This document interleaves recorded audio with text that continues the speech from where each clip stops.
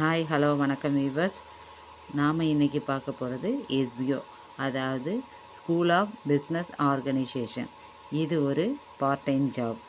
இதில் Android mobile மட்டும் இருந்தால் போதும். ஃபேஸ்புக், இன்ஸ்டாகிராம், ஷேர்சாட்டு இதெல்லாம் யூஸ் பண்ண தெரிஞ்சால் போதும். இதில் போஸ்ட் வெளியிட்டு எப்படி நம்மளால் பணத்தை சம்பாதிக்க முடியும் அப்படிங்கிறத சொல்லித்தராங்க. இது ஒரு பார்ட் டைம் ஜாப்பு. இது ஹவுஸ் ஒய்ஃப் ஸ்டூடெண்ட்டுக்கு ஏற்ற பார்ட் டைம் ஜாப்பு. இதுக்கு வேறு எந்த முதலீடும் தேவை கிடையாது. தன்னோட உழைப்பினால் முன்னேற முடியும். இதில் எந்த இன்வெஸ்ட்மெண்ட்டும் கிடையாது.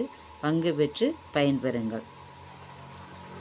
ஸ்கிப் பண்ணாதீங்க. பெரிய தப்பு. தினம் 300 ரூபாய் சம்பாதிக்க அரிய வாய்ப்பு. இன்ஸ்டாகிராம், ஃபேஸ்புக் பயன்படுத்த தெரிந்தால் போதும். Content post and content publishing மூலமா தினம் 300 ரூபாய் சம்பாதிக்கலாம். இந்த வேலை செய்ய 5 நிமிடம் போதும். Work training support, group communication support, all language customer live chat support. முக்கியமா சொந்தமா ஒரு பிசினஸ் ஸ்டார்ட் பண்ற அளவுக்கு உங்களால கற்றுக்கொள்ளவும் முடியும், சம்பாதிக்கவும் முடியும். இந்த வேலை வாய்ப்பு வழங்குவது 5 வருடத்திற்கு மேல ரன் ஆகிட்டு இருக்க நம்ம தமிழ்நாட்டு company school of business organisation private limited. மேலும் விவரங்களுக்கு டிஸ்கிரிப்ஷன்ல கொடுத்திருக்க நம்பருக்கு வணக்கம் வியூவர்ஸ். நாங்கள் அன்புடன் நினைக்கிறது தேதா மீடியா. இன்றைக்கி நம்ம ஒரு ஷார்ட்டான ஒரு ஸ்டோரி பார்க்க போகிறோம். அது என்ன ஸ்டோரினா, 9th டெக்ஸ்ட் புக்கில் உள்ள த ஃபன் ஹேட். அந்த ஃபன் ஹேட்னால் அது ஒரு ஸ்டோரி மாதிரி இருக்கும். சப்ளிமெண்ட்ரி ரீடரில் உள்ளது. இந்த ஸ்டோரி எப்படி இருக்குன்னா, 2 பேர் இருப்பாங்க. ஒரு சிஸ்டர், ஒரு பிரதர் இருப்பாங்க. பேட்டி, ஆமின்ற 2 சிஸ்டர், ஒரு பிரதர் இருப்பாங்க. அவங்க எப்படின்னா, அவங்க 25 இயரில் வாழ்ந்துட்டுருப்பாங்க. அதாவது ஒரு நாள் அவங்க அண்ணன் மாடிலேருந்து ஒரு புக்கை எடுக்கிறாங்க, ஒரு ஸ்கூல் புக் எடுக்கிறாங்க. அந்த ஸ்கூல் புக்கை பார்த்தோன்னே இது என்னன்னே அவங்க 2 பேருக்குமே புரியலை. ரெண்டுமே எப்படி இருக்குன்னா, பிரிண்ட் அடித்து எல்லாமே நம்ம இப்போ படிக்கிற புக்கு மாதிரியே இருக்குது. அவங்க 2 பேருக்குமே அது என்னன்னே புரியலை. அதுக்கப்புறம் அது என்னன்னு கொஞ்சம் உள்ளே போய் படித்து பார்த்தா தான் தெரியுது அது ஒரு ஸ்கூல் புக் அப்படின்னு. அப்போ தான் அவங்க 2 பேருக்குமே தெரியுது, ஸ்கூலுன்ற ஒரு பர்டிகுலர் பிளேஸ்க்கு போய் தான் எல்லோரும் அந்த ஃப்யூச்சர் பாஸ்ட்டில் படிச்சிருக்காங்க அப்படின்ற அவங்க 2 பேருக்குமே புரியுது.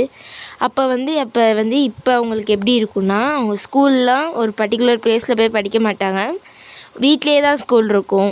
ஸ்கூலில் எப்படி இருக்குன்னா, ஒரு கம்ப்யூட்டரில் ஒரு மானிட்டரில் ஒரு ரோபோட்டிக் டீச்சர் நடத்துவாங்க.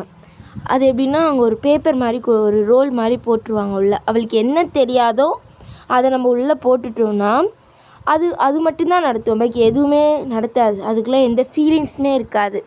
அந்த ரோலில் என்ன இருக்கோ அது மட்டும்தான் அது நடத்தும்.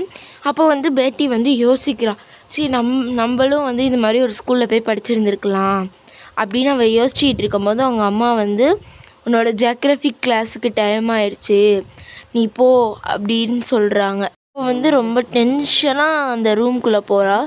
ஏன்னா அவங்க ஜியாகிரஃபி மிஸ் டெஸ்ட்டு மேலே டெஸ்ட்டாக அவளுக்கு வச்சுக்கிட்டே இருக்காங்க. அந்த டெஸ்ட்டை எப்படி எழுதுவானா, ஒரு ரோல் மாதிரி இருக்கும், அதில் டெஸ்ட் எழுதி அதுக்குள்ளே போட்டானா அது ரிசல்ட்டு திரும்பி கொடுக்கும். அவங்க அது எப்படி சொல்கிறது, அது மட்டும்தான் நடத்தும், பாக்கி எதுவுமே நடத்தாது. எக்ஸ்ட்ரா அது எதுவுமே சொல்லியே கொடுக்காது. அப்போ பேட்டி யோசிச்சுக்கிட்டே இருக்கா. என்ன யோசிக்கிறான்னா, நம்மளும் அதே மாதிரி ஸ்கூலில் படிச்சிருந்துருக்கலாம், இப்போ இந்த ஜியாகிரஃபி மிஸ்கிட்ட மாட்டிருக்க வேணாம், நம்ம அந்த மாதிரி ஸ்கூலில் படிச்சிருந்தோன்னா நமக்கு நிறையா ஹவர் இருந்திருக்கும், நமக்கு பீப்புள் அதாவது பர்சன் நமக்கு லெசன் நடத்தியிருப்பாங்க. ஆனால் இப்போ ஒரு ரோபோட்டிக் ஒரு மிஸ்ஸு தான் நடத்துகிறாங்க. அதுவும் அவங்க எப்படி நடத்துகிறாங்கன்னா, படித்து மட்டும் தான் காமிக்கிறாங்க, ஒரு எக்ஸ்ப்ளனேஷன் எதுவுமே அவளுக்கு புரியவே இல்லை. அதே நினச்சிக்கிட்டு இருக்கா, அந்த ஸ்கூலை பற்றியே நினச்சிக்கிட்டு இருக்கா. ஒரு ஸ்கூலுன்ற ஒரு பர்டிகுலர் பிளேஸ்க்கு போய் அங்கே ஜாலியாக படித்து ஃப்ரெண்ட்ஸோடலாம் பேசி அப்படின்னு அவள் ரொம்ப ஃபீல் பண்ணி நினச்சிக்கிட்டு இருக்கும் போது, இப்போ அந்த ரோபோட்டிக் டீச்சர் டெஸ்ட் மேலே டெஸ்ட்டாக வச்சுக்கிட்டு இருக்கும் போது அவள் யோசனை பண்ணிக்கிட்டே இருக்கா. அந்த ஸ்கூலை பற்றி யோசிச்சுக்கிட்டே இருக்கும் போது இந்த ஸ்டோரியும் இதோட முடியுது. இந்த ஸ்டோரி உங்களுக்கு பிடிக்கும்னு நினைக்கிறேன். ஏன்னா இது ஒரு ஃப்யூச்சரில் நடக்கிற ஒரு இயரை பற்றி ஒரு டெக்ஸ்ட் புக்கை பற்றி கொடுத்துருப்பாங்க. ரொம்ப இன்ட்ரெஸ்டிங்கான ஸ்டோரியாக இருக்கும், ரொம்ப காமெடியாகவும் இருக்கும். Okay, thank you friends. இந்த வீடியோ உங்களுக்கு பிடிச்சிருந்தா லைக் பண்ணுங்கள், ஷேர் பண்ணுங்கள், சப்ஸ்கிரைப் பண்ணுங்கள். தேங்க்யூ ஃபார் வாட்சிங்.